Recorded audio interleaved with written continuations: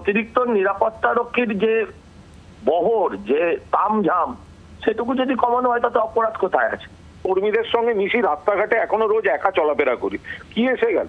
অভিষেক বন্দ্যোপাধ্যায়ের পর এবার অরূপ বিশ্বাস, ফিরহাদ হাকিম, তাদেরও নিরাপত্তায় কাটছাট করা হলো। কুণাল ঘোষ, চন্দ্রিমা ভট্টাচার্য কিংবা শশী পাজা, তাদের নিরাপত্তাও কমেছে। তৃণমূল আমলে অতিরিক্ত নিরাপত্তা অনেকেই পেতেন, কিন্তু এবার সেই সমস্ত নিরাপত্তা, যারা অতিরিক্ত নিরাপত্তা পেতেন তাদের নিরাপত্তায় কাটছাট। শুধুমাত্র থ্রেট পারসেপশন এবং পদমর্যাদা অনুযায়ী নিরাপত্তা থাকছে, এমনটাই জানা যাচ্ছে। সেক্ষেত্রে অরূপ বিশ্বাস, ফিরহাদ হাকিমের নিরাপত্তাও কিন্তু এবার কমলো, নিরাপত্তায় কাটছাট। এই বিষয়ে আরো জানাবেন বিক্রম দাস, রয়েছেন টেলিফোন লাইনের প্রতিনিধি। বিক্রম, কি খবর রয়েছে? দেখো, যেটা আমরা জানতে পারছি, ডাইরেক্টর সিকিউরিটির তরফ থেকে ইতিমধ্যেই যে থ্রেট পারসেপশন বা সিকিউরিটি পারসেপশন সেটাকে কিন্তু অ্যাসেসমেন্ট করা হচ্ছে এবং সেই অনুযায়ী মূলত কোন কোন প্রজেক্টরা তারা তাদের সিকিউরিটি স্কেল আপ হবে না স্কেল ডাউন হবে সেটা এই মুহূর্তে সিদ্ধান্ত নেওয়া হচ্ছে।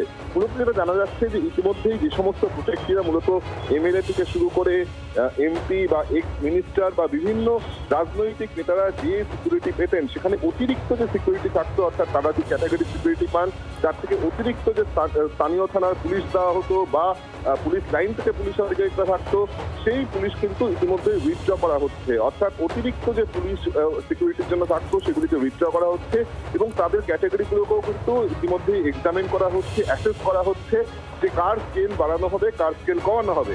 তার সঙ্গে সঙ্গে আমরা যেটা জানতে পারছি যে ইতিমধ্যেই প্রাক্তন মন্ত্রী অরূপ বিশ্বাস থেকে শুরু করে কলকাতার মেয়র ববি হাকিম, চন্দ্রিমা ভট্টাচার্য, শশী পাজা, কুণাল ঘোষ, সুব্রত বক্সী এবং অন্যান্য বিভিন্ন যারা এমপি, এমএলএ বা প্রাক্তন মন্ত্রী, তাদের যে নিরাপত্তা রক্ষীদের সংখ্যা, সেই সংখ্যা কিন্তু অনেকটাই কমিয়ে দেওয়া হয়েছে। বিশেষ করে অতিরিক্ত সংখ্যা যেটা ছিল, সেই অতিরিক্ত সংখ্যা কমিয়ে দেওয়া হয়েছে। একদমই, সেক্ষেত্রে থ্রেট পারসেপশন এবং পদমর্যাদা অনুযায়ী কিন্তু নিরাপত্তা থাকছে। বিক্রম, তোমাকে ধন্যবাদ। বিজেপি বিধায়ক সজল ঘোষ আমাদের সঙ্গে এই মুহূর্তে টেলিফোন লাইনে রয়েছেন। সজলদা, কি বলবেন? তৃণমূলের আমলে অতিরিক্ত যারা নিরাপত্তা পেতেন তাদের অনেকেরই নিরাপত্তা কমিয়ে দেওয়া হচ্ছে। সেখানে অরূপ বিশ্বাস, ফিরহাদ হাকিম যেরকম থাকছেন, কুণাল ঘোষ, চন্দ্রিমা ভট্টাচার্য, শশী পাজারাও রয়েছে। দেখুন, অতিরিক্তটা কমিয়ে দেওয়া হয়েছে, এটা তো অত্যন্ত স্বাভাবিক। যতটুকু তার প্রাপ্য সেটুকু তারা পাচ্ছেন। অভিষেক ব্যানার্জির পেছনে হাজারখানেক পুলিশ, যেখানে উনি যাবেন সেখানেই ঘুরে বেড়াবে। হ্যাঁ, এটা কি আপনি চান যে এটা থাকুক? সাধারণ মানুষও চায় না। হ্যাঁ, আর এদের ভয় আছে, এদের নিশ্চয়ই থ্রেট আছে। এটা থ্রেট বিজেপির কাছ থেকে নেই, অন্য কোনো রাজনৈতিক দলের থেকে নেই, জনতার থেকে আছে। জনতার সরকার, জনতার থ্রেটের থেকে যারা আছে তাদের নিশ্চয়ই বাঁচাবে।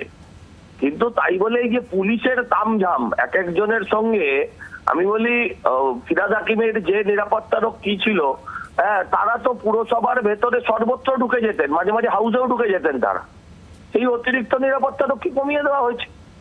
তাদের কারোর নিরাপত্তার অভাব হবে না, এটা সরকার দায়িত্ব নেবে।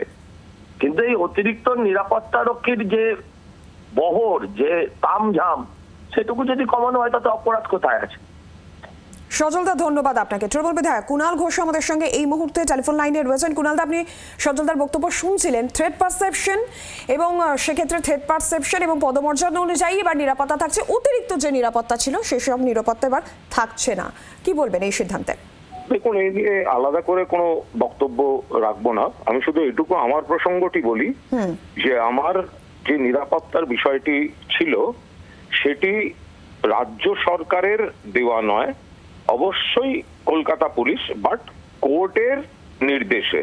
তার কারণ, কোনো একটি বিষয়ে আমার সঙ্গে অত্যন্ত প্রভাবশালী এক ব্যক্তির মুখোমুখি জিজ্ঞাসাবাদের পর সিবিআই সংক্রান্ত, তখন আমি মহামান্য কোর্টের কাছে প্রেয়ার করেছিলাম যে আমাকে নিরাপত্তা দেওয়া হোক। কোর্ট সেই নিরাপত্তা মঞ্জুর করে এবং সেটা পুলিশকে ইনস্ট্রাকশন দেয় নিরাপত্তা দেওয়ার। সেই অনুযায়ী আমি নিরাপত্তা পাচ্ছিলাম। এখন আমি বিধায়ক হিসাবে নির্বাচিত হওয়ার পর অটোমেটিক্যালি বিধায়কের যে নির্দিষ্ট, যার যেটা নির্দিষ্ট নিরাপত্তা সেটুকু আছে। ফলে আর আগের বিষয়টা আইনে থাকছে কি থাকছে না আমি বলতে পারবো না। অধিকাংশ দিন নিরাপত্তা ছাড়া আমি নিশ্চিতভাবে ঘুরে বেড়াই।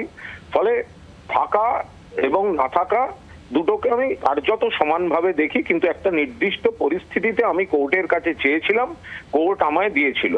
এখন বাকিটা কি হয় তারা দেখবে। আমার একটাই বক্তব্য, রাজ্য পুলিশের গুলো প্রত্যাহার হচ্ছে সে তো নয়, হচ্ছে দেখতে পাচ্ছি।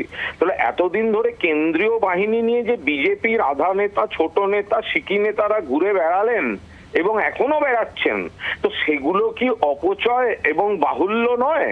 কেন্দ্রের বাহিনী, কেন্দ্রের জওয়ান, কেন্দ্রের সমস্ত আধা সেনা, সেগুলো যদি বিজেপির 4 আনার নেতাদের জন্য বছরের পর বছর তারা বরাদ্দ থাকে, তো তাদের ক্ষতি, তাদের জন্য আর্থিক ক্ষতি, তাদের ম্যান পাওয়ার নষ্ট, সেগুলো কি কেন্দ্রীয় বাহিনীর ক্ষেত্রে প্রযোজ্য নয়? সেটা কি শুধু বেছে বেছে কলকাতা পুলিশ বা রাজ্য পুলিশের জন্য এইসব নীতিজ্ঞান?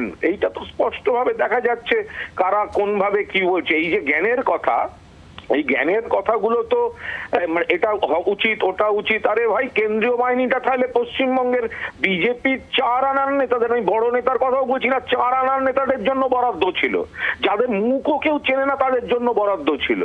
কিছু লোকের মুখ পরিচিত, দিনকাল যা রাজনৈতিক মেরুকরণ থাকে কারো কোন ফলে কিছু ক্ষেত্রে দরকার হয়। আমি এইটুকু বলি, আমায় যারা চেনেন, আমারটা কোর্টের কাছ থেকে পাওয়া ছিল এবং সেটাও আমি অর্ধেক দিন না নিয়ে নিজের মতো করে ঘুরে বেরিয়েছি। আজকে আমি বিধায়ক নির্বাচিত, thanks to my party and Beleghata constituency. ফলে বিধায়কের যেটুকু যা শিডিউল নিরাপত্তা সেটুকু থাকবে, বাকি মানুষের উপর ভরসা আছে। কর্মীদের সঙ্গে মিশি, রাস্তাঘাটে এখনো রোজ একা চলাফেরা করি, কি এসে গেল। বাংলার আওয়াজ, বাঙালির আবেগ, জি 24 ঘন্টা।